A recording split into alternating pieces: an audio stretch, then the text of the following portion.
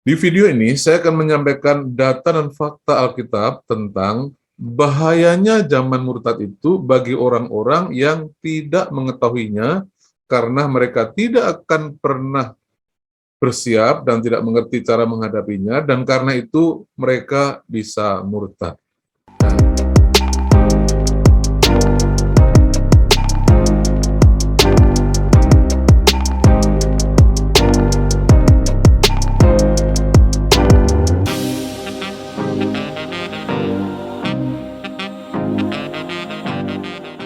Hai, salam. Terima kasih sudah mengklik video ini. Perkenalkan, saya Pendeta Roni Wahyudiono.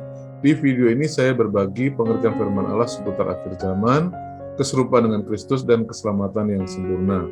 Saya tidak menggurui, saya hanya berbagi apa yang saya mengerti. Semoga apa yang saya bagikan menjadi berkat bagi Anda. Baiklah, kita akan segera mulai. Kali ini, saya akan berbagi pengertian firman Allah tentang zaman murtad. Suatu zaman di mana antikris melakukan penganiayaan yang terbesar yang belum pernah terjadi sebelumnya. Di video ini, saya akan menyampaikan data dan fakta Alkitab tentang bahayanya zaman murtad itu bagi orang-orang yang tidak mengetahuinya karena mereka tidak akan pernah bersiap dan tidak mengerti cara menghadapinya, dan karena itu mereka bisa murtad. Nah, oleh sebab itu ini menjadi sesuatu yang sangat penting untuk disimak dengan baik oleh semua anak-anak Tuhan. Untuk lebih jelasnya dan agar Anda tidak gagal paham, ikuti terus penjelasan ini dari awal sampai akhir ya. Semoga Anda betul-betul akan mendapat berkat besar lewat materi ini. Kita mulai. Ya, mari kita bersiap untuk membahas zaman murtad. Apakah yang dimaksud zaman murtad ini? Zaman murtad ini adalah zaman penganiayaan terbesar yang belum pernah terjadi sebelumnya. Sekali lagi ya, yang saya maksud dengan zaman murtad ini adalah zaman penganiayaan terbesar yang belum pernah terjadi sebelumnya, atau disebut juga dengan zaman antikris. Oke, kita lanjutkan. Mari kita membaca nas Alkitab utama kita, dasar pembahasan kita pada zaman murtad ini. Kita temukan 2 Tesalonika, ya, kita temukan nas kita di 2 Tesalonika 2 ayat 1 sampai 4 yang berkata sebagai berikut. Tentang kedatangan Tuhan kita Yesus Kristus dan terhimpunnya kita dengan Dia, kami minta kepadamu, saudara-saudara, supaya kamu jangan lekas bingung dan gelisah, baik oleh ilham roh, maupun oleh pemberitaan atau surat yang dikatakan dari kami, seolah-olah hari Tuhan telah tiba. Janganlah kamu memberi dirimu disesatkan orang dengan cara yang bagaimanapun juga, sebab sebelum hari itu, haruslah datang dahulu murtad, dan haruslah dinyatakan dahulu manusia durhaka yang harus binasa. Yaitu lawan yang meninggikan diri di atas segala sesuatu yang disebut atau yang disembah sebagai Allah, bahkan ia duduk di bait Allah dan mau menyatakan diri sebagai Allah. Ini adalah nats penting yang dikatakan oleh Rasul Paulus sehubungan dengan zaman murtad. Perlu dicatat bahwa Rasul Paulus adalah satu-satunya rasul yang menulis tentang kedatangan Tuhan dan juga saat pengangkatan secara eksplisit. Yang mana kedatangan Tuhan dan pengangkatan itu atau terhimpunnya kita dengan Tuhan itu terjadi pada saat yang bersamaan. Hal ini tidak dikatakan Rasul Paulus sebagai ide pribadinya, tidak. Paulus mengatakan ini sepenuhnya berdasarkan perkataan Tuhan Yesus Kristus yang diajarkan kepada murid-murid pada waktu mereka berdiskusi tentang tanda kedatangan Tuhan di Bukit Zaitun. Jadi, dalam obrolan itu dikatakan bahwa akan ada zaman murtad karena ada penganiayaan. Nah, itulah yang mendasari Rasul Paulus pada tulisannya ini. Perhatikan ya, dikatakan bahwa janganlah kamu memberi dirimu disesatkan orang dengan cara yang bagaimanapun juga, sebab sebelum hari itu apa? Sebelum hari di mana Tuhan datang dan terhimpunnya kita dengan Tuhan, dikatakan haruslah datang dahulu murtad. Jadi akan ada zaman murtad di sini. Dan haruslah dinyatakan dahulu manusia durhaka atau antikris. Pendek kata, kalau antikris muncul akan ada zaman murtad. Zaman murtad itu muncul karena ada antikris. Jadi ini nats penting yang Bapak Ibu, saudara-saudaraku perlu baca lagi, pelajari lagi ya. Saya tidak mengatakan semua yang saya katakan pasti benar. Saya hanya menyampaikan sesuatu yang dapat Anda jadikan sebagai bahan pembelajaran ya, bahan studi lebih lanjut. Anda boleh mendalami ayat ini dengan baik dengan membaca konteksnya dan seluruh isi batang tubuh pada pasal ini. Nah, jadi background dari tulisan Rasul Paulus di 2 Tesalonika adalah Rasul Paulus sedang menjawab pertanyaan jemaat di Tesalonika tentang kedatangan Tuhan. Dan ini adalah penjelasannya. Di 1 Tesalonika yang pertama, Rasul Paulus menjawab tentang kedatangan Tuhan dan pengangkatan. Dan kemudian orang berpikir bahwa Tuhan sudah mau datang. Nah, Rasul Paulus menjelaskan belum, ya. Mengenai kedatangan Tuhan dan pengangkatan yang dia bicarakan itu, rapture atau tubuh yang ditransformasi, yang diubahkan itu, kata Rasul Paulus itu belum terjadi sebelum ada dua tanda ini. Sekali lagi ya, jadi tanda kedatangan Tuhan kita, tentang kedatangan Tuhan kita, tentang kedatangan Tuhan kita Yesus Kristus dan terhimpunnya kita dengan Dia, itu tidak boleh didasarkan oleh apapun seperti oleh ilham roh ya. Sekali lagi ya, kalau Anda membahas tentang akhir zaman, kedatangan Tuhan dan pengangkatan, jangan menerima masukan yang bersumber dari ilham roh, apalagi sekedar mimpi, siapapun dia, walaupun dia mengatakan seorang nabi. Kenapa? Karena ini sudah ketetapan Alkitab. Jangan mendengarkan perkataan orang sehubungan dengan kedatangan Tuhan dan pengangkatan itu atas dasar ilham roh. Jangan pedulikan. Tapi berpeganglah pada pedoman ini. Pedoman apa? Sebelum hari itu. Hari apa? Hari kedatangan Tuhan dan pengangkatan, di mana kita terhimpun berkumpul dengan Tuhan. Harus datang dahulu murtad dan haruslah dinyatakan dahulu manusia durhaka yang harus binasa. Maksudnya si antikris itu yang nanti akan duduki bait Allah dan menyatakan diri sebagai Allah. Jadi ini nats penting yang Bapak Ibu, saudara-saudariku, bacalah, pahami dengan benar, dengan baik. Baca background-nya, teliti dengan baik batang tubuh pasal ini itu apa. Agar Anda tidak tersesat atau disesatkan dengan paham yang lahir dari pemahaman yang kurang jelas mengenai surat yang ditulis Rasul Paulus kepada jemaat di Tesalonika yang kedua. Ini adalah jawaban atas pertanyaan masalah kedatangan Tuhan kepada jemaat di Tesalonika. Baiklah, kita akan lihat garis besarnya ya, supaya Anda mendapat gambaran yang lebih jelas. Garis besar dari nats tadi adalah, sebelum kedatangan Tuhan dan pengangkatan, akan ada tanda-tanda penting yang dapat dijadikan pedoman untuk mengetahui waktu kedatangan Tuhan dan waktu pengangkatan, yaitu terhimpunnya kita dengan Tuhan.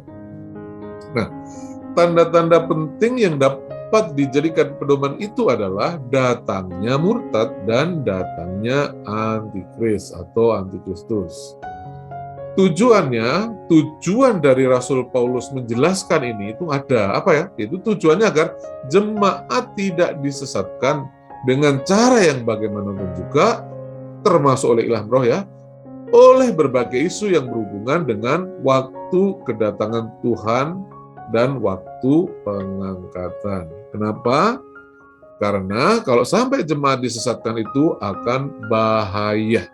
Jadi perhatian ya, sekali lagi ini perhatian buat Anda. Untuk masalah waktu kedatangan Tuhan dan waktu pengangkatan, Anda jangan sampai mau disesatkan. Jemaat tidak boleh sampai disesatkan. Kenapa? Karena akan ada bahayanya. Apa maksudnya?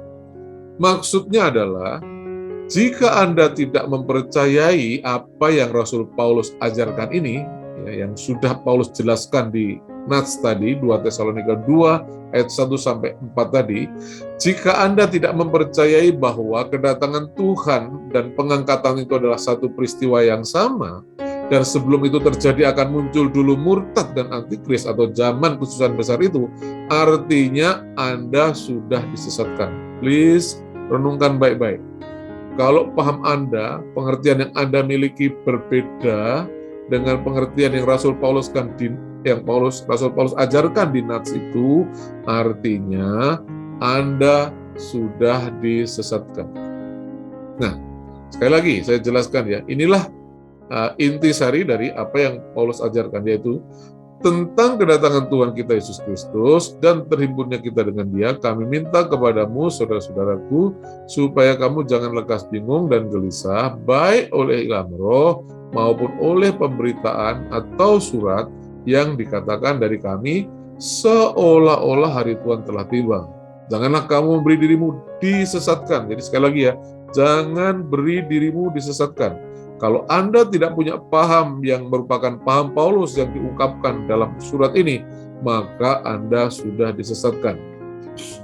Janganlah kamu memberi dirimu disesatkan orang dengan cara yang bagaimanapun juga. Sebab sebelum hari itu, sebelum apa? Sebelum kedatangan Tuhan Yesus Kristus dan terhimpunnya kita dengan Dia. Jadi terhimpunnya kita dengan Dia itu adalah zaman pengangkatan atau rapture. Untuk lebih jelasnya masalah saat pengangkatan ini, agar Anda punya pemahaman yang mendalam, cari video saya nanti di link ini yang judulnya Saat Pengangkatan ya. Itu saya membahas mendalam sekali tentang saat pengangkatan. Ada baik Anda lihat di video itu agar Anda dapat perspektif. Karena saat pengangkatan itu bukan cuma dikatakan oleh Rasul Paulus, tapi juga oleh Tuhan Yesus dan Yohanes ya. Rasul Yohanes maksudnya, Rasul yang menulis kitab Wahyu. Nah, oleh sebab itu, Bapak Ibu, adalah konsisten Tuhan Yesus, Paulus, dan juga Yohanes konsisten bahwa kedatangan Tuhan dan pengangkatan itu satu peristiwa yang terjadinya bersamaan. Ya, jadi tadi Rasul Paulus berkata apa? Haruslah datang dahulu murtad dan manusia durhaka. Jadi di 3,5 zaman antikris ini akan ada zaman murtad. Kemudian muncul antikris atau manusia durhaka itu. Nah, setelah 3,5 tahun ini selesai, ya, kemudian ada tanda-tanda zaman di langit, yaitu matahari tidak bersinar, bulan merah darah dan bintang-bintang berguguran. Maka setelah itu Tuhan Yesus datang, terlihat di awan-awan, telah terlihat memasuki atmosfer bumi. Pada saat itu Tuhan Yesus Kristus akan memerintahkan malaikatnya untuk meniup sangkakala untuk menghimpun orang-orang pilihannya. Ingat loh ya, orang-orang pilihannya. Yang dikumpulkan waktu itu adalah orang-orang pilihannya dari 4 penjuru bumi. Bukan Kristen abal-abal, bukan Kristen sesat, bukan Kristen tidak percaya, bukan Kristen yang hidupnya ngaco, tapi orang-orang pilihannya. Catat baik-baik, baca dengan benar ayat itu. Jadi Tuhan datang dan kemudian barulah terjadi pengangkatan. Inilah ajaran Rasul Paulus. Dan kalau Anda tidak punya paham seperti yang dikatakan Rasul Paulus ini, kata Rasul Paulus, ya bukan kata saya, ini bukan pendapat pribadi saya, tapi sepenuhnya atas dasar Nats yang dengan jelas ada di depan mata kita ini. Yang Rasul Paulus katakan, kamu jangan disesatkan. Kalau kamu tidak percaya yang ini, artinya Anda sudah disesatkan. Oke ya, semoga itu sudah jelas bagi Anda. Kita lanjutkan. Nah, mengapa sih jemaat tidak boleh disesatkan? Ini big question-nya, ini pertanyaan besarnya Bapak Ibu Saudara-saudaraku. Mengapa jemaat tidak boleh disesatkan? Sebab jemaat yang tersesat bisa murtad di zaman itu. Apa maksudnya? Yaitu kehilangan keselamatan atau kehilangan hidup kekal yang telah Tuhan anugerahkan ketika dia percaya kepada Tuhan Kristus. Karena orang yang murtad akan binasa. Jadi jemaat tidak boleh tersesat. Kenapa? Karena jemaat yang tersesat bisa murtad. Mengapa? Ya, karena jemaat yang tersesat tidak akan pernah mengerti dan tidak siap menghadapi masa kesusahan besar. Padahal menjelang kedatangan Tuhan itu, kata Tuhan ini ya, orang-orang kudus akan memasuki masa kesusahan besar. Perhatikan Injil Matius 24 ayat 9, 10, dan 21 ini. Ini kata Tuhan. Sekali lagi bukan kata saya atau pendapat orang. Pada waktu itu kamu, nah kamu ini siapa sih? Orang Kristen. Orang yang percaya Yesus. Tuhan berbicara kepada murid-murid. Tuhan sedang menjelaskan mengenai tanda-tanda kedatangannya kepada 12 murid itu, kepada orang Kristen, kepada murid-murid itu. Tuhan berkata, kamu ya akan diserahkan supaya disiksa, dan kamu akan dibunuh dan akan dibenci semua bangsa oleh karena namaku.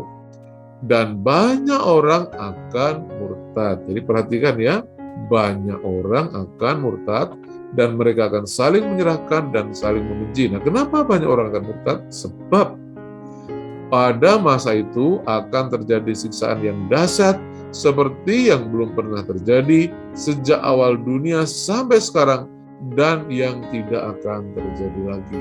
Jadi inilah masalah besarnya mengapa Tuhan lewat Rasul Paulus berkata kepada jemaat, jangan kamu mau disesatkan dengan cara yang bagaimanapun juga, termasuk ilham roh, apalagi cuma sekedar mimpi. Walaupun dia mengatakan dirinya nabi, kalau sudah bertentangan dengan ayat ini, itu pasti bukan dari Tuhan. Ingat baik-baik, catat baik-baik Bapak Ibu ya. Jadi ini alasan terbesarnya. Dan inilah juga ya, kondisi inilah ya, kondisi yang sangat mencemaskan Tuhan Yesus Kristus inilah yang oleh Tuhan telah dilihat, dipandang, dipahaminya sejak ribuan tahun yang lalu. Dan oleh karena itu Tuhan pernah berkata, jika aku datang, dalam kurung anak manusia ya, itu sesuai dengan Injil Lukas pasal 18 ayat 8, jika aku datang, adakah aku mendapati iman di bumi? Pertanyaan besarnya, mengapa begitu? Sebab jika jemaat-jemaat tidak mengerti, tidak sadar ada zaman murtad, ada zaman penganiayaan terbesar, munculnya antikristus itu, jemaat itu sangat mungkin, kemungkinan besar akan murtad. Akan tetapi akan berbeda ceritanya ketika jemaat itu sudah mengerti, sudah diajari, dan tahu cara menghadapi masa itu, akan terhindar dari murtad. Bahkan kata Tuhan mereka akan terluput dan bertahan sampai Tuhan Yesus Kristus datang. Jadi ada caranya, ya. Memang kita akan masuk di sana, tapi ada caranya. Ya. Saya sungguh-sungguh saya tidak ingin membuat Anda takut, membuat Anda cemas tentang masa itu. Walaupun mengerikan, tapi Anda tahu kan Tuhan berjanji memberi perlindungan. Yang jadi masalah itu orang yang tidak mengerti, orang yang tidak tahu, orang yang tidak paham, apalagi yang sudah disesatkan. Bahaya besar menanti mereka di masa depan, di saat Tuhan mau datang yang kedua kali. Oke? Sudah jelas ya? Nah, sekarang kita akan membahas zaman murtad. Kita akan membahas pengertian zaman murtad. Agar kita mempunyai kesepahaman mengenai apa sebetulnya zaman murtad ini. Atau murtadnya itu sendiri ya, kita akan dalami. Ya. Pada 2 Tesalonika 2 ayat 3 ini, kata murtad di sini menggunakan kata Yunani apostasia. Jadi, pembahasan kita di zaman murtad ini didasarkan pada kata Yunani apostasia. Karena nats yang kita gunakan adalah 2 Tesalonika 2 ayat 3 ini ya. Oke, kita lanjut. Nah, kata zaman menurut Kamus Besar Bahasa Indonesia artinya jangka waktu panjang atau pendek yang menandai suatu masa. Ya, maksudnya kurun waktu tertentu panjang atau pendek yang ditandai dengan zaman tertentu. Kalau disebut zaman maut artinya banyak kematian. Kalau disebut zaman Pak Jokowi ya, Pak Jokowi waktu itu sedang memerintah sebagai Presiden di Republik Indonesia. Nah, nanti kalau disebut zaman murtad artinya akan banyak orang murtad di zaman itu. Ya, itu artinya zaman. Nah, sedangkan kata murtad berasal dari bahasa Yunani apostasia. Ada dua kata lain, ada skandaliso dan juga ada parapito kalau tidak salah ya, saya ingat. Yang artinya semua hampir sama, cuma karena pembahasan kita memang berdasarkan 2 Tesalonika 2 ayat 3 yang kebetulan menggunakan kata apostasia, nah atas dasar inilah kita bertitik tolak membahas zaman murtad itu. Nah, kata apostasia itu artinya melepaskan ya. Jadi ini Apa yang dilepaskan? Maksudnya melepaskan iman atau kelas keselamatan atas dasar kehendak bebasnya atau kemauan sendiri. Ya, banyak orang mengatakan kalau kita sudah selamat, akan tetap selamat untuk selamanya. Ya, saya berharap dan bersyukur kalau itu benar-benar terjadi. Cuma masalahnya Alkitab itu membahas begitu banyak ayat tentang murtad. Artinya akan ada orang yang murtad. Kalau orang Kristen tidak bisa murtad, tidak akan ada kata murtad dalam Alkitab. Mengapa? Karena kata murtad itu punya arti spesifik dan hanya bisa dilakukan orang yang sudah selamat. Mengapa begitu? Ya, mari kita lanjutkan. Jadi, apostasi artinya melepaskan ya, iman atau keselamatan atas dasar kehendak bebasnya atau kemauannya sendiri, sesuatu yang ya tidak bisa dilawan oleh siapapun. Kalau orang memang mau murtad, mau gimana lagi ya? Nah, arti yang kedua dari kata apostasia itu adalah membelot dan kemudian memberontak atau beroposisi melawan Tuhan Yesus Kristus secara terbuka. Anda bisa lihat di YouTube ada banyak orang yang telah murtad. Dan lihatlah sikap mereka kepada Tuhan dan kekristenan, bagaimana mulut mereka berbicara tentang Tuhan dan tentang kekristenan. Mereka betul-betul bukan sekedar melepaskan iman, bukan sekedar membelot, tapi mereka mulai beroposisi atau memberontak melawan Tuhan secara terbuka. Nah, jadi dasar pernyataan ini Anda bisa lihat sumbernya pada nomor Strong 646 ya, di Alkitab kita dan juga dari Wikipedia. Nah, jadi yang saya maksud dengan zaman murtad adalah jangka waktu selama 3,5 tahun masa kesusahan besar itu, yang juga disebut sebagai zaman antikris, yang akan ditandai dengan banyaknya orang percaya murtad atau melepas iman atau keselamatan mereka, di mana mereka itu sebetulnya menyerah kalah oleh karena dahsyatnya penganiayaan yang dilakukan oleh antikristus, si pembinasa keji pada masa itu. Nah, saudara perlu tahu ya, saudara perlu paham bahwa satu-satunya cara untuk melepaskan diri dari siksaan dan penganiayaan yang terbesar memang hanya ada satu, murtad.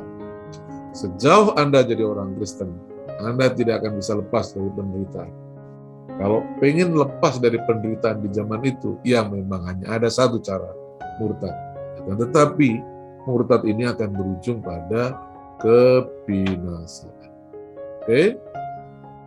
Mari kita lanjutkan. Ya, kita akan melihat di mana kurun waktu atau zaman murtad itu akan terjadi. Menjelang kedatangan Tuhan ini, ada satu masa di depannya, yaitu selama 3,5 tahun zaman Antikris atau zaman kesusahan besar. Pada zaman Antikris atau zaman kesusahan besar inilah akan terjadi zaman murtad. Banyak orang akan mengalami murtad pada masa ini. Oke ya. Nah, hal ini menandai apa?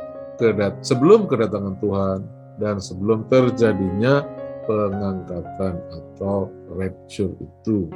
Oke, jadi sudah jelas ya. Oleh sebab itu, kata Rasul Paulus, janganlah kamu memberi dirimu disertai orang dengan cara yang bagaimanapun juga. Sebab sebelum hari itu harus datang dahulu murtad. Akan ada zaman murtad di sini. Suatu masa yang sangat berbahaya maksud saya, bagi yang tidak mengerti, bagi yang tidak paham, dan bagi yang tidak bersiap. Tapi bagi orang mengerti yang paham dan bersiap, itu meskipun masalah besar dan berat, itu akan sangat menolong dengan mereka mengerti sebelumnya. Oke? Nah, ya ini pertanyaan besar yang mungkin orang tanyakan. Apakah orang percaya bisa murtad? Dalam arti kehilangan keselamatan? Nah, sebelum menjawab pertanyaan itu, saya ajak Anda untuk mempelajari dulu 3 hal ini, yaitu nubuat zaman murtad, murtad adalah dosa maut, dan 5 kriteria murtad. Kita akan lihat ini satu persatu agar Anda mempunyai pengertian yang luas dan dalam. Oke? Nah, kita akan melihat nubuat zaman murtad ini pertama jauh sekali di zaman Daniel ya. Ribuan tahun yang lalu di zaman Daniel. Tertulis dalam Daniel 11 ayat 31-35 sebagai berikut. Tentaranya akan muncul, mereka akan menajiskan tempat kudus, maksudnya bait Allah ya, benteng itu, menghapuskan korban sehari-hari, dan menegakkan kekejian yang membinasakan. Dan orang-orang yang berlaku fasik terhadap perjanjian akan dibujuk sampai murtad. Ingat ya, ketika tentaranya Antikristus muncul di bait Allah, menduduki bait Allah, akan ada yang murtad. Dibujuk dengan kata-kata licin, tetapi umat yang mengenal Allahnya akan tetap kuat dan akan bertindak. Dan orang-orang bijaksana di antara umat itu akan membuat banyak orang mengerti. Memang ada orang bijaksana ini yang bisa menolong orang lain bisa mengerti, tetapi untuk beberapa waktu lamanya mereka akan jatuh. Nah, tapi akan ada yang jatuh karena pedang, api, oleh karena ditawan dan dirampas. Inilah yang terjadi di zaman Antikristus nanti. Sementara jatuh, mereka akan mendapat pertolongan sedikit dan banyak orang akan menggabungkan diri kepada mereka secara pura-pura. Sebagian dari orang bijaksana itu akan jatuh. Jadi jatuh itu adalah istilah lain dari murtad, maksudnya jatuh dari iman atau kehilangan iman. Ia tidak berpegang atas iman atau kepercayaannya kepada Tuhan oleh karena berbagai hal buruk yang sedang terjadi pada saat itu. Nah, supaya dengan demikian ya adanya situasi yang berat munculnya antikristus ini dan orang-orang jatuh itu, apa sih sebetulnya yang terjadi? Supaya dengan demikian diadakan pengujian, penyaringan dan pemurnian di antara mereka. Jadi di antara orang-orang bijaksana itu adalah ungkapan Daniel untuk orang-orang percaya di zaman ini. Sekali lagi ya, untuk orang-orang percaya di zaman ini, mereka akan mengalami pengujian, penyaringan, dan pemurnian sampai pada akhir zaman. Sebab akhir zaman itu belum jauh waktunya yang telah ditetapkan. Nah, ini dalam perspektif Daniel waktu itu memang sangat jauh, tapi di zaman kita ini sudah sangat dekat. Namun, apa inti pokoknya? Inti pokoknya adalah di mana antikristus muncul, di situ ada murtad. Perhatikan ya, kalau antikristus muncul, tentaranya akan muncul, mereka akan menduduki bait Allah, dan bahkan antikristus akan menyatakan sebagai Allah di situ. Di mana antikristus muncul, di situ ada yang murtad. Ingat baik-baik, itu adalah zaman kesusahan besar, zaman penganiayaan terbesar yang belum terjadi, yang belum pernah terjadi maksudnya. Nomor 2, nubuat Tuhan Yesus. Dikatakan dalam Injil Matius 24 ayat 9, 10, 15 sampai 21. Perhatikan ya. Pada waktu itu kamu akan diserahkan supaya disiksa dan kamu akan dibunuh, dibenci semua bangsa oleh karena namaku, dan banyak orang akan murtad. Sekali lagi ya, banyak orang akan murtad dan mereka akan saling menyerahkan dan saling membenci. Mengapa? Nah, ya, ayat 15-nya dijelaskan mengapa banyak orang akan murtad. Ada yang disiksa dan dibunuh. Kenapa? Karena pada waktu itu akan muncul pembinasa keji berdiri di tempat kudus seperti yang dinubuatkan Daniel tadi. Ya, Tuhan Yesus mengutip menurut firman yang disampaikan oleh Nabi Daniel yang tadi kita baca itu, saudara-saudariku. Oke, jadi Tuhan mengacu kepada nubuatan pada zaman Daniel itu sehingga banyak orang akan murtad, dan itu bertanda pembinasa keji telah menduduki bait Allah atau tempat kudus itu. Nah, kalau itu terjadi, kata Tuhan ya, kepada orang-orang yang khususnya yang ada di Israel dan sekitarnya, Yerusalem dan sekitarnya, maka orang-orang di Yudea haruslah melarikan diri ke pegunungan karena itu sudah menjadi pusat kekuasaan antikristus pada waktu itu. Orang-orang yang sedang diperangi di atas, janganlah ia turun untuk mengambil barang-barang di rumahnya. Dan orang yang sedang di ladang, janganlah kembali untuk mengambil pakaiannya. Celakalah ibu-ibu yang hamil atau yang menyusui pada masa itu. Berdoalah supaya waktu kamu melarikan diri. Mengapa orang harus melarikan diri? Waktu mengungsi maksudnya ya. Waktu kamu melarikan diri untuk mengungsi, menjauhi kota sebagaimana yang Tuhan ajarkan itu, jangan jatuh pada musim dingin atau pada hari Sabat. Itu akan menambah penderitaan, khususnya kalau pada musim dingin itu akan menambah penderitaan. Pada hari Sabat itu akan meningkatkan jumlah kematian orang Yahudi. Kenapa? Karena orang Yahudi itu tidak pergi kemana-mana pada hari Sabat. Tuhan berdoa supaya saat Antikristus menginvasi Yerusalem tidak terjadi pada hari Sabat atau hari Sabtu. Oke? Nah, Mengapa itu terjadi? Nah, ayat 21-nya dijelaskan, sebab pada masa itu akan terjadi siksaan yang dahsyat seperti yang belum pernah terjadi. Jadi sekali lagi, di mana antikris muncul, di situ ada murtad. Di mana nubuatan murtad disampaikan, di situ ada antikris. Di mana ada nubuat munculnya antikris, di situ disampaikan adanya murtad. Oke ya, kita lanjut. Sekarang nubuat dari Rasul Paulus. Tetapi Roh dengan tegas mengatakan bahwa di waktu-waktu kemudian ada orang yang akan murtad. Jadi oleh Roh Kudus, Rasul Paulus menyampaikan sesuatu, bahwa ada orang yang akan murtad. Nah, bukan sekedar murtad, inilah dalam konteks apostasia ya. Lalu setelah orang itu murtad, mengikuti roh-roh penyesat dan ajaran setan-setan oleh tipu daya pendusta-pendusta yang artinya memakai cap mereka. Oke ya, jadi akan ada orang murtad dan kemudian mengikuti roh penyesat.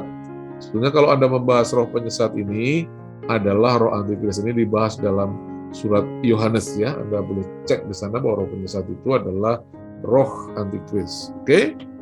Nah, tadi ayat yang kita jadikan dasar pembahasan kita 2 Tesalonika 2, 3, dan 4 dikatakan, sebab sebelum hari itu haruslah datang dahulu murtad dan haruslah dinyatakan manusia durhaka. Jadi di mana ada murtad, ada antikris. Di mana ada antikris, ada murtad. Sekali lagi ya, di mana muncul, di situ ada murtad. Di mana ada murtad, pasti antikrisnya juga disebutkan. Kenapa?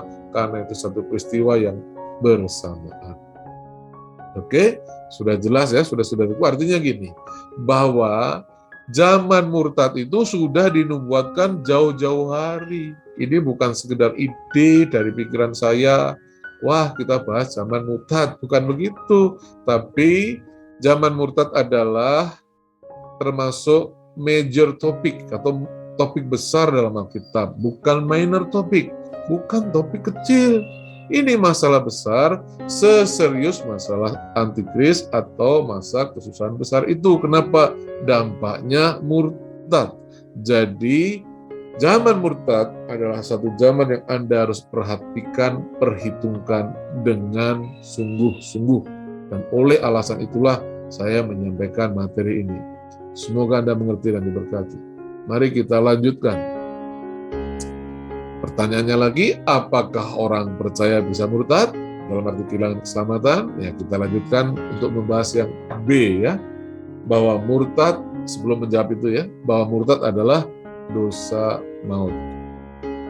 Dikatakan dalam 1 Yohanes 5 ayat 16 dan 17, Rasul Yohanes berkata begini, kalau ada seorang melihat saudaranya berbuat dosa, yaitu dosa yang tidak mendatangkan maut, jadi ada dosa yang tidak mendatangkan maut, hendaklah ia berdoa kepada Allah, dan dia akan memberikan hidup kepadanya, yaitu mereka yang berbuat dosa yang tidak mendatangkan maut. Jadi kalau orang berdosa itu kan bermasalah, hubungannya terpisah, dia bisa binasa. Tapi kalau ada yang mendoakan, maka Allah akan tetap memberikan kehidupan kepadanya, sehingga dia tetap diselamatkan. Namun ada dosa yang mendatangkan maut. Nah, tentang itu, atas dosa yang mendatangkan maut itu tidak kukatakan, sekali lagi ya, saya ulang kali ini, ada dosa yang mendatangkan maut. Tentang itu tidak kukatakan bahwa itu harus berdoa. Artinya apa? Kalau ada dosa yang mendatangkan maut, itu udah nggak perlu didoakan lagi, nggak ada gunanya. Allah tidak akan mendengar, karena dosa maut itu kalau sudah dilakukan, orang itu sudah mati selagi hidup, sudah terpisah dengan Allah. Semua kejahatan adalah dosa, tetapi ada dosa yang tidak mendatangkan maut. Yang kita bahas sekarang bukan dosa yang tidak mendatangkan maut. Yang kita bahas sekarang adalah dosa yang mendatangkan maut. Dan inilah dosa-dosa yang mendatangkan maut. Ada 5 jenis dosa yang bila dilakukan itu mendatangkan maut. Pertama, yaitu ketika orang mengalami kejatuhan iman. Anda nanti baca ayatnya sendiri ya, saya tidak sampaikan di sini untuk menghemat waktu. Jadi, mengalami kejatuhan iman. Kejatuhan iman itu artinya apa? Orang sudah tidak bisa, tidak mampu, tidak sanggup, tidak ingin, dan tidak akan beriman lagi kepada Allah. Mengapa? Karena apa yang mereka imani, dengan apa yang mereka alami, itu begitu kontradiksi. Mereka mengalami sesuatu yang berat, mengalami yang susah, mengalami yang sukar sekali, khususnya di masa aniaya itu, di zaman Antikris itu. Dan bagi orang yang tidak cukup punya kedalaman iman, akan murtad di sini. Dengan lain kata, imannya akan jatuh. Oke, lengkap ya, saudara-saudariku. Yang kedua, yaitu menyangkal nama Tuhan. Ada orang-orang yang karena satu dan lain hal, maka dia akan menyangkal Tuhan. Jadi kalau orang sudah menyangkal Tuhan, ya, saya mengenal seseorang, dia seorang blogger yang aktif dan setia mengasihi Tuhan. Tapi suatu hari, pada saat tertentu, dia membuat pengumuman, dia sudah meninggalkan Tuhan Yesus Kristus. Dia sudah bukan Kristen lagi. Artinya apa? Secara terbuka, ia sudah menyangkal Tuhan. Ia menolak mengenal nama Tuhan dan mengikuti yang lain.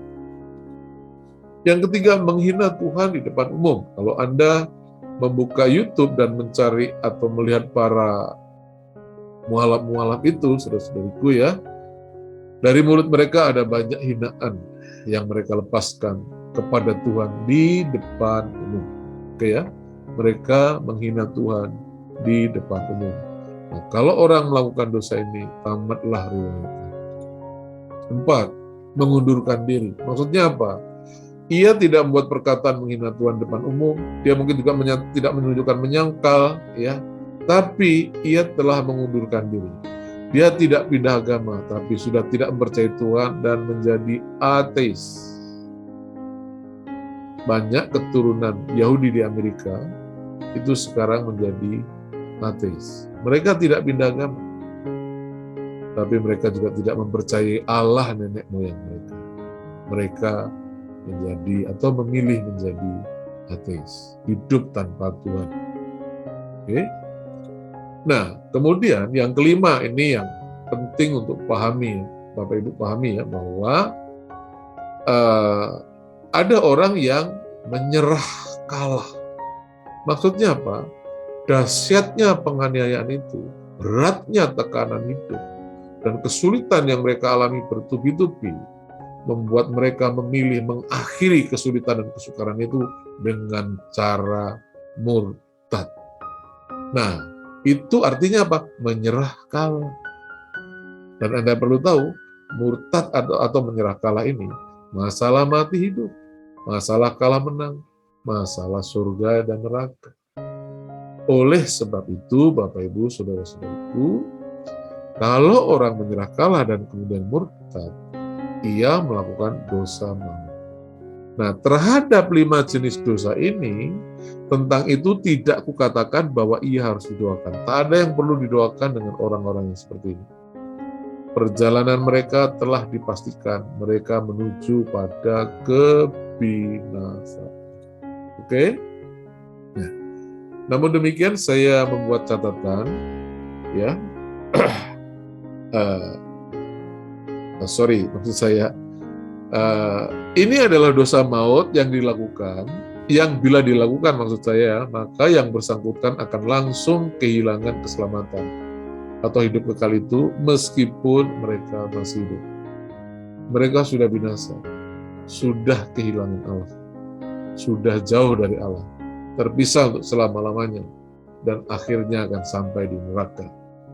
Inilah dosa maut, dosa murtad. Hakikat murtad adalah mengalami kejatuhan, menyangkal nama Tuhan, menghina Tuhan di depan umum, mengundurkan diri dengan menjadi ateis, dan menyerah kalah dengan cara murtad atau berbalik dari Tuhan, berbelok dan mulai beroposisi melawan Tuhan secara terbuka. Itulah murtad, dosa maut yang kalau dilakukan ujungnya adalah kebinasaan. Oke, jadi apakah orang percaya bisa murtad? Kita akan jawab yang lain. Kita jawab nanti maksudnya, kita akan lanjutkan lagi. Kita akan membahas kriteria orang murtad. Orang yang bisa disebut murtad itu seperti apa sih? Ya. Nah, di Ibrani 6 ayat 4 dan 6 ada nats yang membahas hal itu. Ya, Anda perlu tahu bahwa surat Ibrani ini ditulis pada tahun 60-an ya. Diperkarakan penulisnya adalah Rasul Paulus. 20 tahun sebelum Bait Allah hancur diserbu oleh Jenderal Titus bersama dengan pasukannya. Nah, pada waktu itulah orang-orang Kristen di sekitar Yerusalem itu sebelum Bait Allah itu hancur mengalami tekanan tindisan yang luar biasa dari pihak Bait Allah. Dan karena itu banyak orang Kristen yang tadinya percaya Yesus yang luar biasa di zaman para rasul itu, sebagian mulai murtad. Dan oleh alasan itulah maka surat Ibrani ini dibuat dan dikirim khusus kepada orang Kristen Ibrani dengan tujuan supaya mereka tidak murtad. Ingat ya, jadi ayat ini, pasal ini, surat ini memang membahas masalah murtad. Bagaimana ada orang berkata bahwa tidak mungkin orang kehilangan keselamatan, padahal Alkitab membahas sampai menulis surat khusus, surat Ibrani, yang inti poinnya masalah murtad. Oke, kita baca ayatnya. Ibrani 6 ayat 4 sampai 6. Sebab mereka yang pernah diterangi hatinya, yang pernah mengecap karunia surgawi, dan yang pernah mendapat bagian dalam Roh Kudus, dan yang mengecap firman Allah yang baik dari Allah, karunia-karunia dunia yang akan datang, namun yang murtad lagi tidak mungkin dibaharui sekali lagi sedemikian hingga mereka bertobat. Sebab mereka menyelipkan lagi anak Allah bagi diri mereka dan menghinanya di muka umum. Ingat ya, murtad itu esensinya adalah menghina Tuhan Yesus atau anak Allah itu di muka umum. Dan kalau orang melakukan ini, tamatlah riwayatnya. Tak perlu lagi didoakan. Mereka juga tidak mungkin bisa bertobat lagi karena telah menyalibkan anak Allah, menghinanya di depan umum. Inilah dosa murtad yang kita bahas tadi. Nah, bagaimana detail kriterianya? Ya, ini saya kurung ini satu, pernah diterangi hatinya, pernah mengecap karunia surgawi, pernah mendapat bagian dalam Roh Kudus, mengecap firman Allah yang baik, karunia-karunia dunia yang akan datang, dan karunia-karunia yang akan datang. Jadi ada 5. Ya, sekali lagi ya, hatinya sudah diterangi, maksudnya apa? Sudah mendapat pencerahan, sudah mengerti, sudah paham betul mengenai keselamatan dan mengenal siapa Yesus Kristus, Juru Selamat itu. Yang kedua, mengecap karunia surgawi. Sekarang bukan lagi diterangi, tapi mengecap. Artinya, Pak, dia sudah menerima keselamatan itu. Namanya sudah tercatat pada buku kehidupan. Dia sudah mengecap. Mengecap artinya sudah menikmati akibat dari keselamatan itu. Yang ketiga, mendapat bagian dalam Roh Kudus. Itu artinya dia dimeterai Roh Kudus, bisa juga sudah menjadi mitra dari Roh Kudus itu sendiri. Bahasa aslinya sebenarnya sudah mulai bermitra dengan Roh Kudus. Yang keempat, mengecap firman yang baik. Artinya apa? Menikmati hasil dari firman Allah itu sendiri. Sudah merasakan ya kuasa firman, ya, hikmat dari firman, kebenaran firman yang membebaskan dan memerdekakan. Ia sudah mengecap semua itu. Yang baik itu yang berasal dari Allah Bapa. Perkataan-perkataan Bapa yang penuh kuasa itu telah dikecap, telah dinikmati. Nah, yang kelima, yaitu mengecap karunia-karunia dunia yang akan datang. Dalam bahasa aslinya, karunia-karunia ini adalah dunamis. Nah, kata dunamis itu di Perjanjian Baru banyak juga diterjemahkan sebagai mujizat. Jadi sebetulnya yang nomor 5 itu adalah mengecap atau mengalami, merasakan berbagai mujizat dalam hidupnya. Ya, itu kenapa? Karena mujizat itu adalah suatu kuasa yang datangnya bukan dari dunia ini, tapi dari dunia yang akan datang, yang nanti akan datang bersama Tuhan ke atas bumi. Mereka mengecap berbagai mujizat dalam hidupnya. Jadi sudah di level itu. Oke? Jadi kriteria orang murtad adalah kalau dia hatinya sudah diterangi, sudah mengecap karunia surgawi, mendapat bagian dalam Roh Kudus, mengecap firman Allah yang baik, dan mengecap mujizat-mujizat atau karunia dari dunia yang akan datang itu. Nah, saya perlu beri catatan bahwa tidak semua orang yang terlihat murtad dapat dinyatakan sebagai murtad. Kenapa? Ya, kalau dia Kristen abangan, Kristenan karena lahir dari budaya masyarakat Kristen yang KTP, Kristen yang mungkin tidak sungguh-sungguh, belum betul-betul mendengar Injil, belum mengalami keselamatan, maksud saya belum lahir baru, belum mengalami hal itu, dan kemudian kalau dia pindah agama itu tidak bisa kita sebut murtad ya, karena memang belum selamat. Orang yang belum selamat itu tidak bisa dinyatakan murtad. Kenapa? Karena yang bisa dinyatakan murtad hanya orang-orang yang sudah selamat, yaitu yang hatinya sudah diterangi, yang telah mengucap karunia, mendapat bagian dalam Roh Kudus, mengucap firman, dan menikmati berbagai mujizat atau karunia-karunia dalam kehidupannya. Orang yang dapat dinyatakan murtad adalah orang yang telah memenuhi 5 kriteria ini. Jelas ya? Nah, jadi sekarang, apakah orang percaya bisa murtad? Ya bisa. Ayat tadi menjelaskan itu. Dan itu terjadi di tengah jemaat Ibrani. Maksudnya orang-orang Kristen yang berbahasa Ibrani yang hidup di Yerusalem pada masa itu. Itu terjadi di tengah-tengah mereka. Oke? Jadi, please beri perhatian. Murtad itu justru hanya bisa dilakukan oleh orang-orang yang sudah selamat. Makanya begitu banyak peringatan, begitu banyak tulisan ayat tentang murtad. Kenapa? Karena yang bisa murtad itu orang-orang yang sudah selamat, yang namanya telah tertulis pada buku kehidupan. Orang yang belum selamat, namanya belum tertulis dalam kitab kehidupan, namanya ya bukan murtad. Karena mau belum selamat, mau dikatakan apa. Tapi yang namanya murtad, itu suatu dosa maut yang hanya bisa dikerjakan orang-orang yang sudah diselamatkan. Oke, jelas ya? Kita lanjutkan. Nah, pertanyaan besarnya adalah, mengapa ada zaman murtad? Ya, sekali lagi ya, mengapa ada zaman murtad? Mengapa ada orang-orang yang murtad? Mengapa ini harus ada? Ada 3 alasan penting. Sekali lagi, ada 3 alasan penting mengapa ada zaman murtad. Ada 3 alasan mengapa ada zaman murtad. Alasannya adalah sebagai berikut. Sebagian dari orang-orang bijaksana itu akan jatuh atau murtad, supaya dengan demikian diadakan pengujian, penyaringan, dan permunian di antara mereka sampai pada akhir zaman.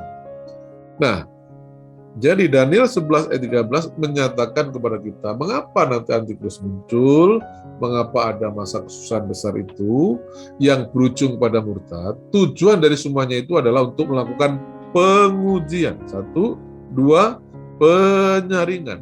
Dan ketiga adalah pemurnian. Oke, jelas ya? Nah, mengapa orang perlu diuji? Semua orang kan berawal dari punya iman. Tapi iman yang belum diuji tidak bisa membuat seorang itu betul-betul menjadi orang beriman. Orang beriman adalah orang-orang yang imannya betul-betul teruji. Oleh sebab itu, tahap pertama ini yang diuji apanya? Imannya.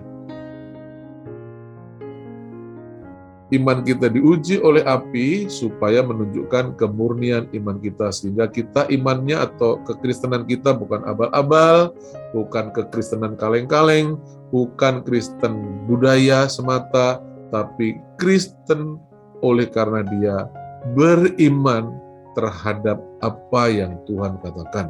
Dan dengan demikian, ia betul-betul menjadi orang beriman. Masa itu dibuat untuk menguji orang agar keluar menjadi orang beriman.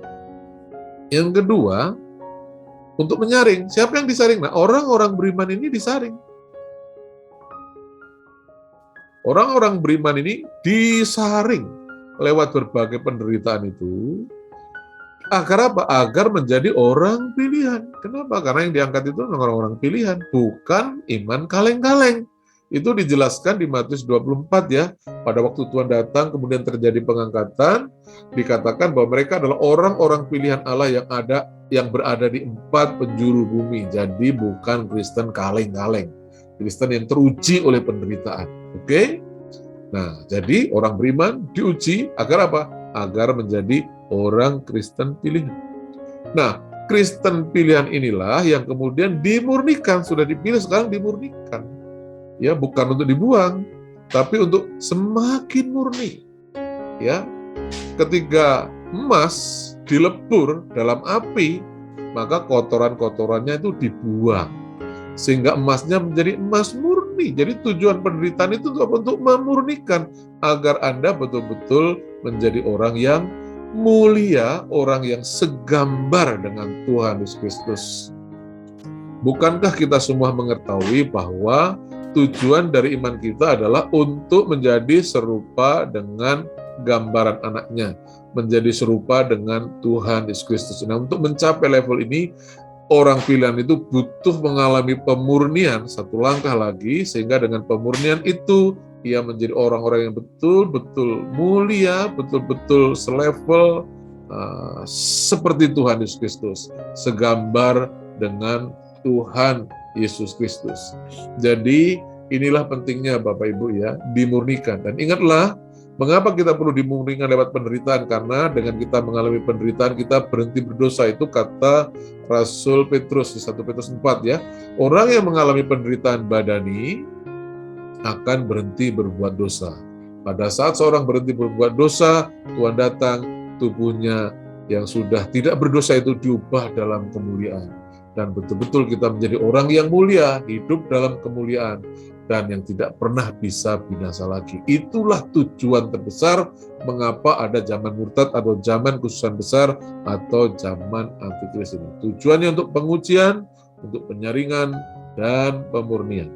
Jadi jelas ya, kita lanjutkan. Nah, tahukah Anda di mana proses pengujian, penyaringan, dan pemurnian itu Tuhan akan lakukan?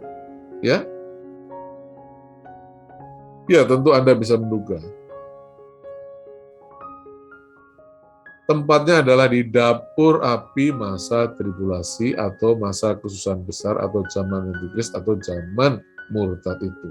Tempat di mana kita bisa bertemu dengan Tuhan. Sekali lagi, banyak orang yang berpikir dan pengen bertemu dengan Tuhan tapi menghindari dapur api masa tribulasi. Saya takut mereka tidak pernah bertemu. Kenapa? Sebab kalau Anda belajar dari peristiwa Sadrak, Mesak, Abednego, justru mereka bertemu dengan Tuhan di dapur api yang dipanaskan 7 kali lipat ini. Di dapur api yang dipanaskan 7 kali lipat itulah justru mereka tidak mengalami apa-apa. Justru mereka bertemu dengan Tuhan di sana.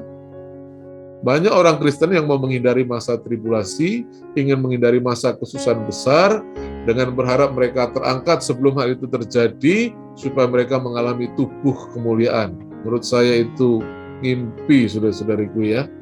Yang pantas dan layak mengalami pengubahan tubuh adalah orang-orang yang sudah mengalami 3 proses tadi, pengujian, penyaringan, dan pemurnian.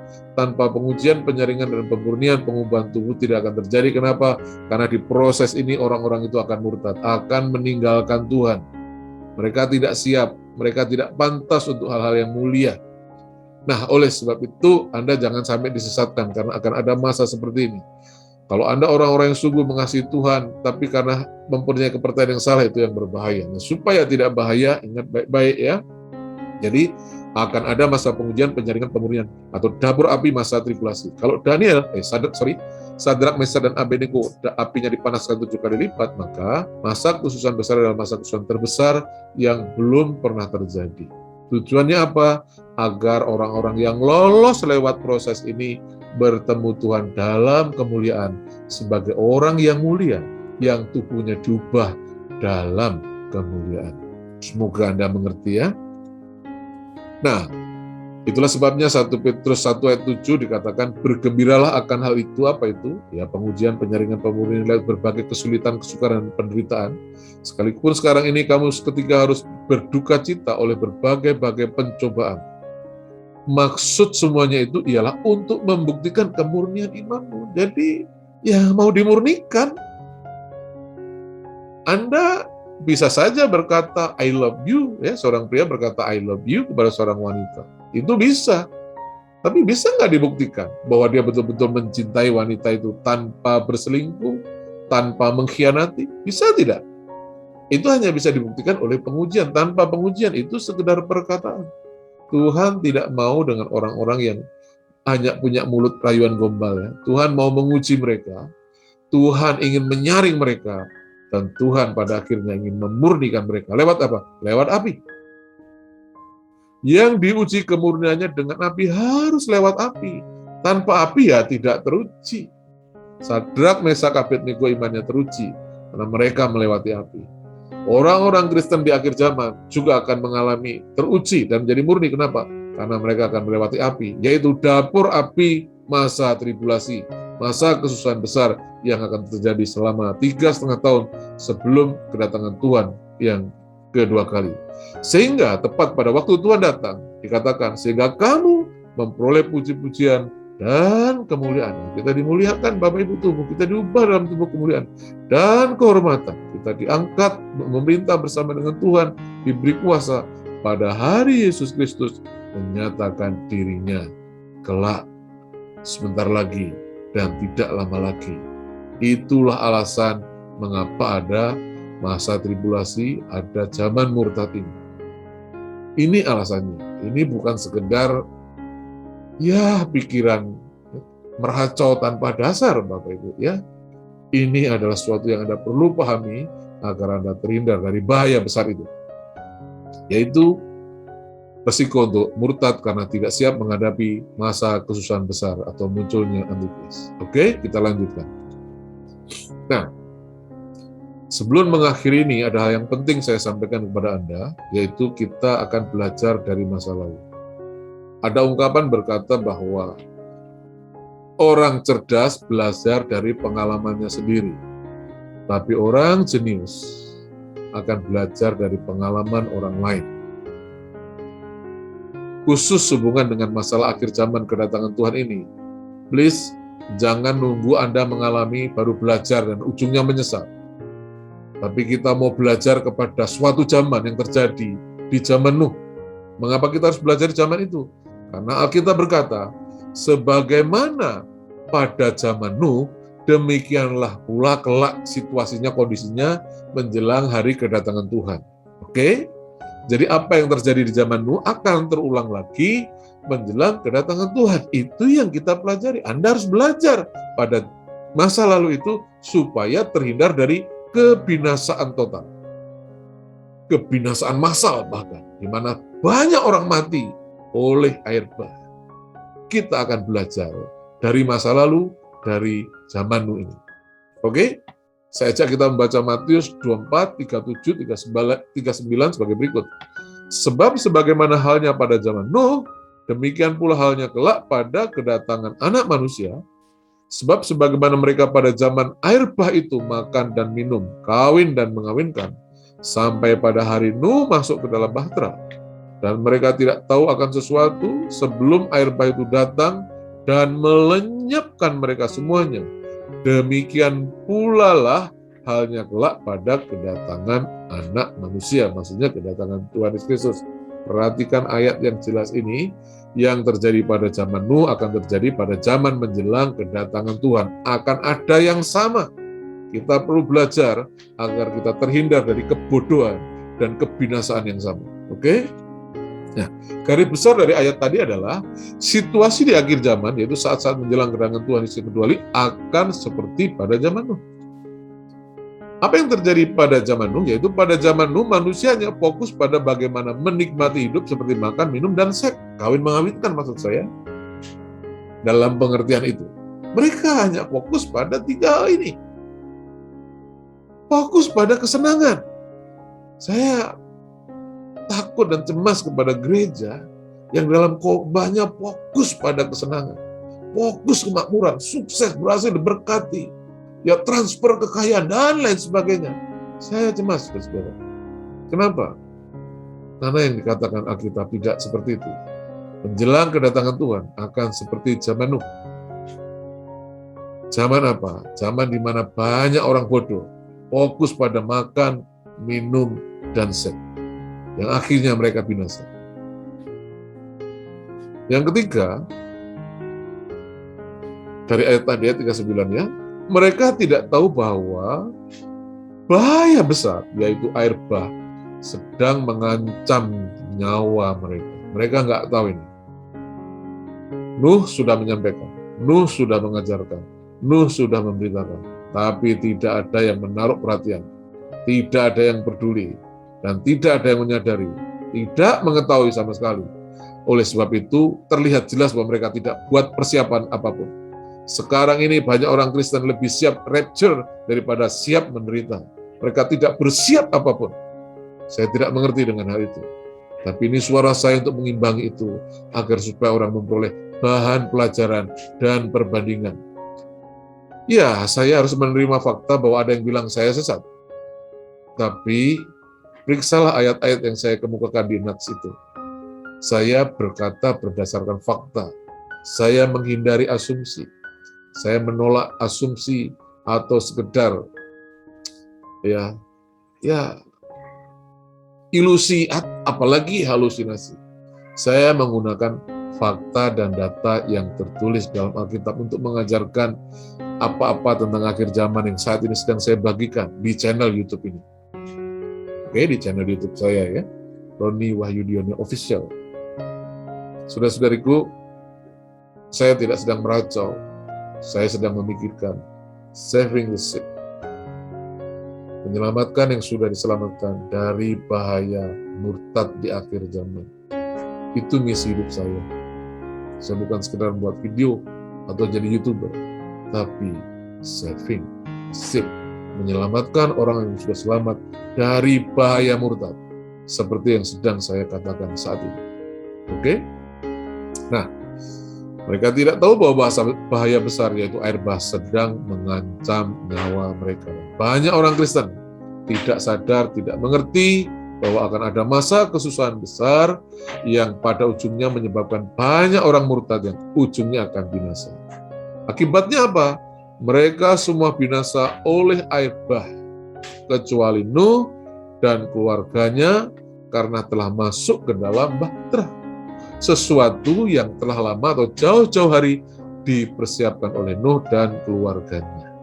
Jadi kalau di akhir zaman Anda tidak tahu membuat persiapan apapun, Anda tidak mengerti zaman ini akan mengalami pengulangan seperti zaman Nuh. Orang yang selamat hanya orang yang seperti Nuh, yang tahu sesuatu dan membuat persiapan untuk menyelamatkan hidupnya dan seisi keluarganya. Saya membuat proyek Bahtera Nuh, proyek penyelamatan jiwa-jiwa. Saya, keluarga saya, dan orang-orang yang bersama dengan saya. Salah satu proyeknya adalah menyampaikan kebenaran ini ke hadapan Anda, supaya Anda diselamatkan dari bahaya besar di zaman murtad itu. Oke? Nah, ada 3 pelajaran penting dari masa lalu ini ya. Yang pertama adalah pelajarannya begini. Banyak anak Tuhan yang tidak mengetahui akan ada bahaya besar. Saya percaya ini ya, sebagian besar anak Tuhan tidak mengetahui akan ada bahaya besar yang mengancam keselamatan mereka. Kalau zaman Nuh yang terancam jasmaninya, tapi kalau yang ini yang terancam adalah kehidupan kekal mereka. Masalah mati hidup, kalah menang, surga atau neraka. Banyak anak Tuhan yang tidak mengetahui adanya bahaya besar yang mengancam ini seperti air bah di zaman dulu. Yang kedua, sebagaimana di zaman Nuh manusia binasa oleh air bah, demikian juga di akhir zaman, yaitu menjelang kedatangan Tuhan, banyak orang akan binasa dengan cara murtad. Ya, orang akan binasa oleh karena murtad, yang disebabkan oleh dahsyatnya gelombang air bah penganiayaan terbesar yang belum pernah terjadi sebelumnya. Ketiga, pelajaran pentingnya, hanya orang yang tahu bahaya dan kemudian membuat persiapan seperti Nuh dan keluarganya yang akan selamat dari kebinasaan. Jika Anda tidak memahami, tidak menyadari situasi ini, Anda berada dalam bahaya yang sama. Hanya orang yang tahu bahaya, kemudian membuat persiapanlah yang akan selamat dari kebinasaan. Oke, kita lanjut, kita lihat ilustrasi ini. Air bah penganiayaan terbesar. Kalau dulu air bahnya betul-betul air bah. Di akhir zaman ini adalah air bahnya adalah penganiayaan terbesar yang akan menyebabkan banyak orang percaya binasa karena murtad. Jelas ya? Ini adalah contoh ilustrasi. Ketika Nuh sudah masuk ke dalam perahu dan ditutup, air mulai datang. Mereka semuanya ini baru sadar bahwa nyawa mereka terancam. Tapi itu sudah terlambat, sudah telat. Jangan sampai Anda mengalami hal yang sama. Anda tidak percaya apa yang saya katakan ini, atau tepatnya yang dikatakan oleh Alkitab, yang dikatakan oleh Rasul Paulus. Mungkin Anda mengecam saya, ngawur, sesat, dan lain sebagainya, silahkan.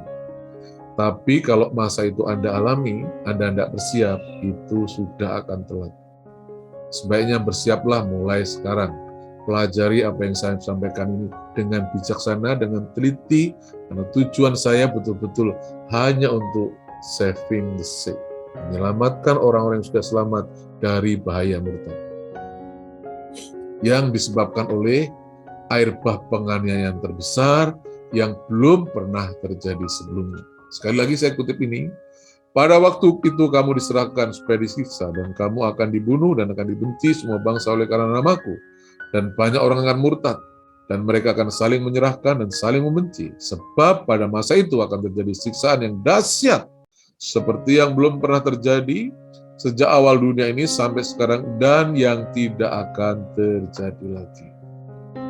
Ini pasti akan datang, pasti terjadi. Ini adalah perkataan Tuhan Yesus Kristus langsung.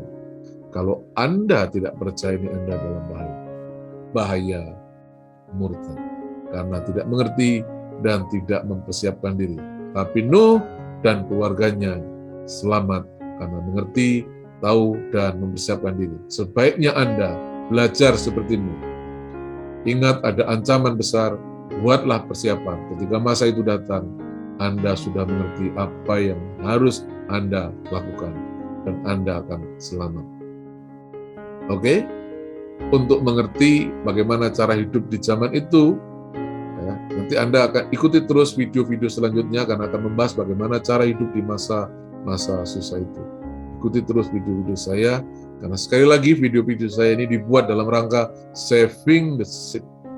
Bukan sekedar tujuan saya menjadi YouTuber, tujuan saya adalah saving the sick. Ini adalah bagian dari proyek Bahtera Nuh, proyek menyelamatkan orang-orang yang sudah selamat dari bahaya murtad.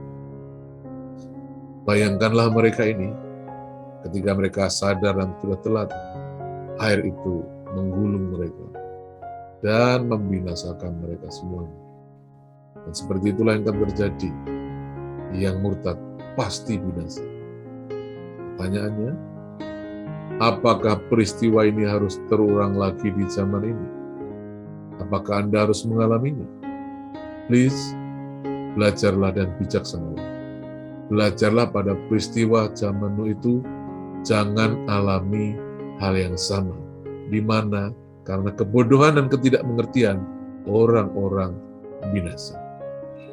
Sekali lagi, belajarlah dari zaman Nuh itu. Oke, kita lanjutkan. Nah, yang menjadi pertanyaan, mengapa mereka, nanti orang-orang di zaman masa kesusahan besar itu bisa murtad? Mengapa? Ada 5 penyebab. Sekali lagi, ada 5 penyebab. 1, mereka tidak tahu akan ada zaman murtad yang disebabkan oleh penganiayaan terbesar yang belum pernah terjadi itu. Yang kedua, tidak tahu cara mempertahankan iman di zaman murtad itu. Yang ketiga, tidak pernah diajari atau disiapkan untuk menghadapi datangnya penganiayaan atau penderitaan pada zaman murtad itu. Keempat, kalaupun mereka mendengar pernah ada yang mengajar, mereka tidak peduli, bersikap fasik atau masa bodoh terhadap masalah akhir zaman. Ada yang komentar, dari dulu juga diajarin Tuhan mau datang, buktinya juga nggak datang-datang. Ya, tapi Tuhan pasti datang. Celakalah yang tidak mengerti, tidak mengetahui, dan tidak siap. Tapi berbahagialah yang mengerti, mengetahui, dan mempersiapkan diri. Diberkatilah orang-orang itu. Haleluya. 5, salah satu penyebabnya adalah mereka sudah disesatkan. Paham mereka berbeda dengan apa yang Tuhan Yesus, Paulus, dan Yohanes sampaikan tentang akhir zaman. Mereka tidak menitik beratkan pada menanti kedatangan Tuhan. Mereka menanti pengangkatan. Coba Anda belajar dan gunakan pola pikir Anda. Pernahkah Anda menemukan satu perintah untuk menanti rapture, menanti pengangkatan? Adakah perintah seperti itu di Alkitab? Tidak ada. Yang Tuhan janjikan adalah Tuhan akan melindungi orang-orang yang menanti kedatangannya yang kedua kali. Poinnya menanti kedatangan Tuhan, bukan pengangkatan. Tak ada satu ayat pun yang mengajarkan itu. Tapi kalau ayat menanti kedatangan Tuhan, banyak. Oke? Nah, tapi kalau orang sudah disesatkan mau apa? Perkataan saya ini tidak akan ada gunanya. Semoga Anda belum tersesatkan lebih jauh dan punya kesempatan menggunakan pikiran dan akal Anda untuk memahami dan mengerti Alkitab sesuai dengan teks yang ada di depan mata Anda yang saya sajikan di video ini. Pelajari baik-baik. Saya tidak sedang berhalusinasi, saya tidak sedang berasumsi, ya. Ini juga bukan premis-premis, Bapak Ibu, saudara-saudariku, atau sesuatu yang dianggap benar. Ini berdasarkan ayat-ayat eksplisit yang kalau Anda baca, artinya sudah seperti itu, nggak perlu ditafsir lagi. Saya nggak suka nafsir, Bapak Ibu. Saya menggunakan data dan fakta yang tertulis dalam Alkitab. Itulah semua materi yang saya sajikan. Saya menghindari premis dan asumsi. Karena saya tidak ingin menyesatkan diri saya, apalagi menyesatkan orang lain.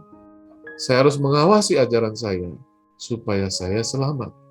Sebab saya tahu benar, hamba Tuhan yang tidak mengawasi ajarannya sesuai dengan perkataan Tuhan. Kalau ada hamba Tuhan yang mulutnya lebih maju dibanding perkataan Tuhan, ia sedang membahayakan dirinya sendiri. Saya tidak ingin itu terjadi. Saya berhati-hati sekali mengajarkan ini. Itulah sebabnya saya menjelaskan ini kepada Anda, karena motivasi dan hati saya adalah saving the sick, menyelamatkan orang-orang yang sudah selamatkan dari bahaya murtad. Semoga Anda mengerti. Sekali lagi, please, pelajari ini baik-baik. Karena ini pergumulan saya 15 tahun untuk membantu orang-orang percaya memahami akhir zaman. Oke? Kita lanjutkan. Jadi, apa akibat murtad? Sekali lagi, apa akibat murtad?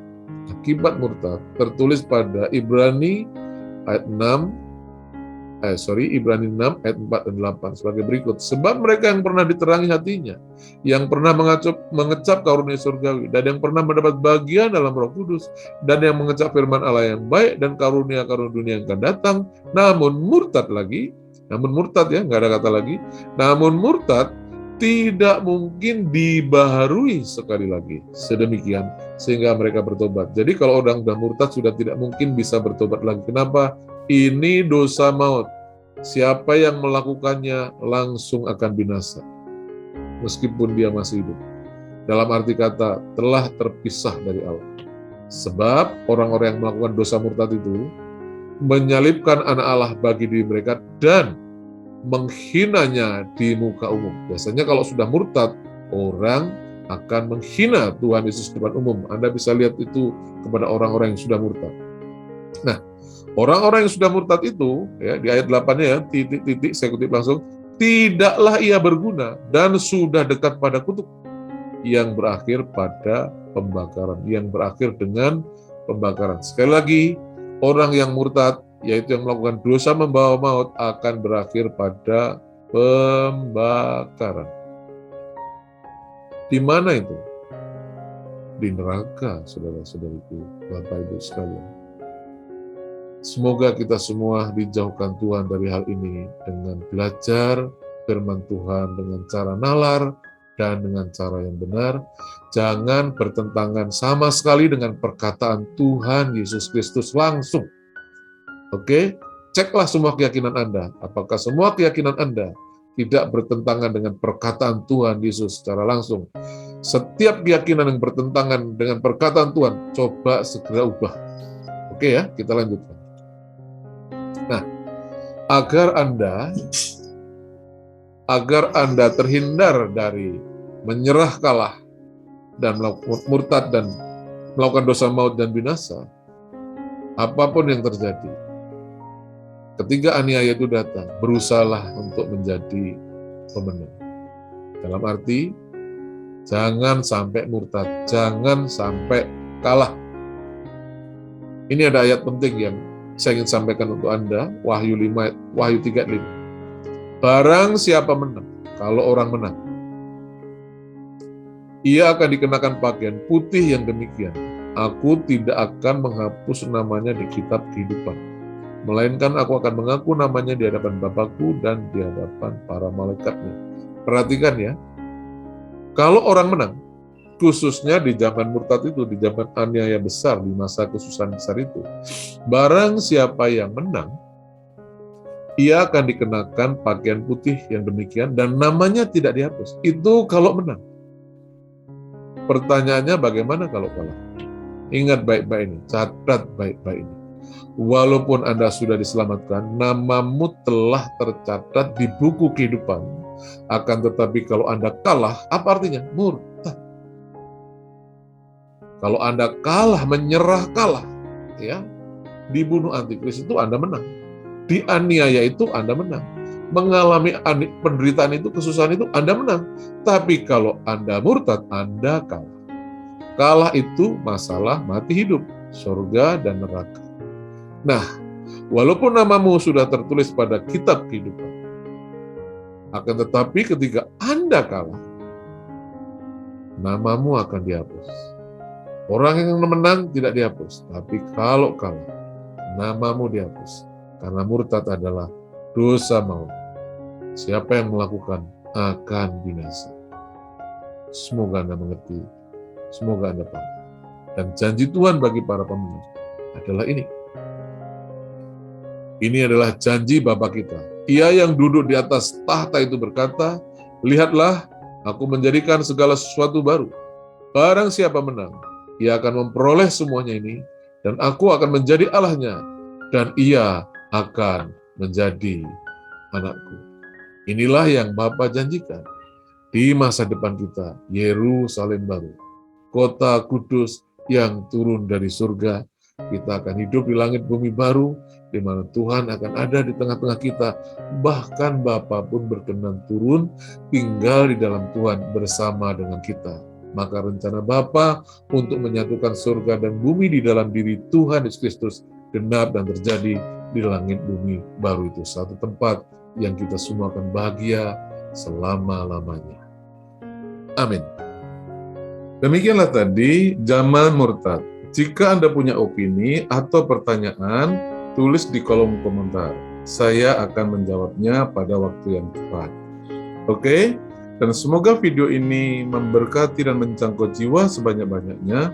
Dukung kami dengan cara subscribe, tekan lonceng, like, komen, dan juga tolong share link video ini ke saudara-saudari seiman kita. Terima kasih atas dukungannya. Dan sampai kita ketemu pada video yang selanjutnya. Tuhan Yesus Kristus memberkati.